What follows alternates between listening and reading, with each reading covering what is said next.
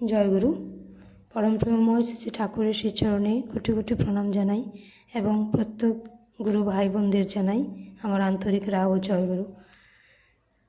আজকে আমি একটি বিষয় আলোচনা করব, তো সেটি বলার আগে শ্রী ঠাকুর আলোচনা প্রসঙ্গে শৈশব শিক্ষার সদাচার সেখানে বলেছেন, তো সেটি আমি বলছি। আলোচনা প্রসঙ্গ 5। দাদা ও মায়েদের মধ্যে অনেকে শ্রী ঠাকুরের কাছে বসেছিলেন। একটি মায়ের কোলে একটি ছেলে ছিল। সে বারবার মুখের ভিতর আঙুল দিচ্ছিল।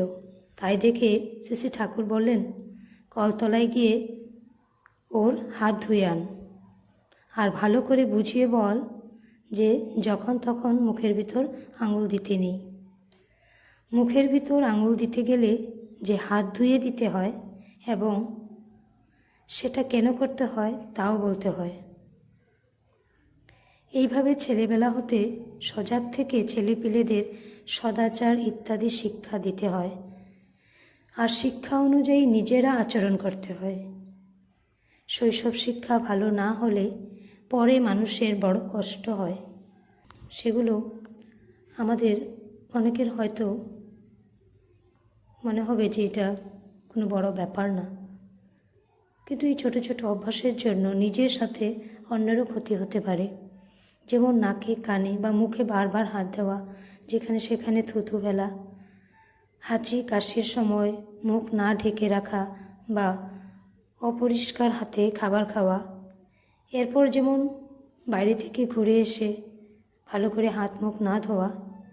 এই ধরনের অভ্যাসগুলি যদি আমরা সংশোধন করি তাহলে আমাদের শারীরিক সদাচার পালন করে আমরা কিছুটা সুস্থ থাকার চেষ্টা করতে পারি। তো যাই হোক, এই কথাগুলো কারো দোষ ধরা বা কাউকে ছোট করা বা কাউকে কষ্ট দেওয়ার উদ্দেশ্য নয়। আমাদের প্রত্যেকের মধ্যেই কিছু ভালো এবং কিছু খারাপ অভ্যাস থাকতেই পারে। তো সেই অভ্যাসগুলি একটু সচেতন হলেই আমরা বদলে নিতে পারি। এই কথাগুলি যদি কারো ভালো লাগে তবে নিজেদের জীবনে গ্রহণ করতে পারেন, আর যদি মনে হয় আপনাদের জন্য এটি প্রযোজ্য নয় তাহলে দয়া করে এড়িয়ে যাবেন। কারণ আমার এই ছোট্ট প্রয়াসের উদ্দেশ্য শুধু একটাই, আমরা যেন সবাই একটু বেশি সচেতন হয়ে পরিষ্কার পরিচ্ছন্ন এবং সুন্দর আচরণের মানুষ হয়ে উঠতে পারি। সবাই সুস্থ থাকুন, ভালো থাকুন, এই প্রার্থনা জানাই পরমপিতার আতুল চরণে। জয়গুরু। বন্দে পুরুষোত্তমম।